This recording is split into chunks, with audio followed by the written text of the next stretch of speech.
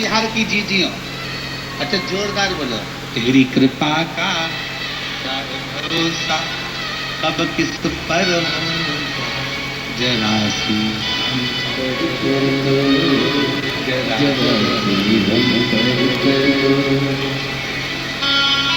पापी हो चाहे जितना उसका भी बाबा उद्धार किया।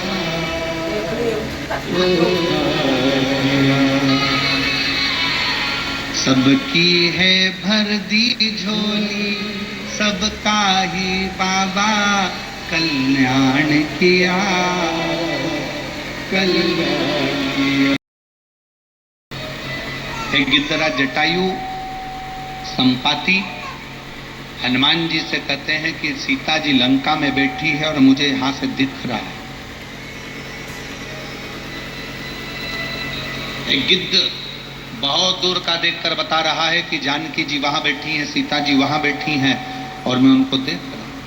और एक सिद्ध जो होता है, सिद्ध पुरुष जो होता है, एक सिद्ध संत जो होता है, एक सिद्ध साधु जो होता है, एक तपस्वी जो होता है, एक सिद्ध साधक जो होता है, एक शंकर भगवान का कप में आ जाए तो हमारे पापों को भस्म कर देती है, समाप्त कर देती है। शिव महापुराण की कथा यदि हृदय में आ जाए, दिल में आ जाए, मन में आ जाए तो हमें शंकर से मिला देती है। वो शिव महापुराण की कथा हमारे चित्त वृत्ति को आनंदित कर देती है, आनंदित कर देती। कई लोगों के मन में एक प्रश्न खड़ा होता है, हमने इतनी कथा सुनी, हमने इतनी कथा सुनी, पर ये कुबेरेश्वर बाबा की शिव पुराण की कथा में ऐसा क्या है कि जो पंडाल में आकर बैठता है वो 3 महीने में वापिस अपना पत्र लेकर पंडाल में पहुंच जाता है? इसमें है क्या?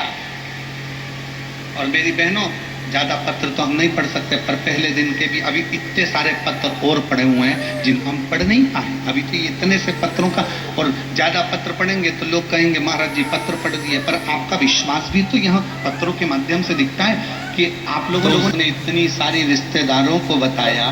अब भोलेनाथ ने तुमको इतना कुछ दिया और घर नौरंगा जिला खगड़िया की रहने वाली कहीं बैठी हो और अगर बच्चे को साथ में लाई हो तो व्यासपीठ पर आकर एक बेलपत्र ले सकते हो।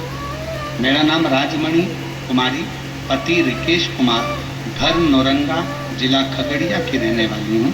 एक लोटे जल का मैं क्या वर्णन करूँ। मेरी शादी को कई साल निकल गए, संतान का सुख नहीं था, गर्भ ठेड़ता नहीं। डॉक्टर को दिखाया तो डॉक्टर कहते संतान का सुख नहीं हो सकता। परेशान हो गई, क्या करूं? अब एक बहन जी के कहने पर मेरे भाई गुलशन कुमार मथुरापुर से फोन किए, कहा कि टीवी पर कथा आती है तो सुन, क्यों चिंता करती है?